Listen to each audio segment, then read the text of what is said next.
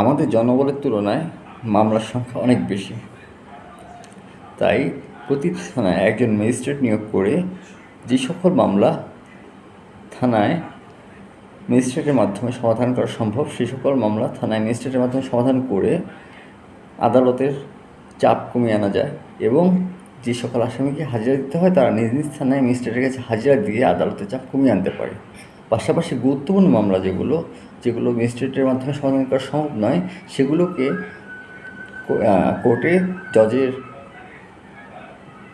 হাতে হস্তান্তর করে তার ন্যায্য তদন্ত করে তার ন্যায় বিচার করা সম্ভব। এতে একদিক থেকে কোর্টের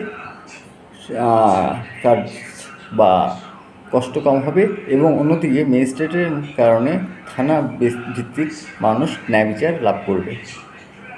এদিক থেকে বাংলাদেশে ন্যায় বিচার প্রতিষ্ঠা হওয়া খুব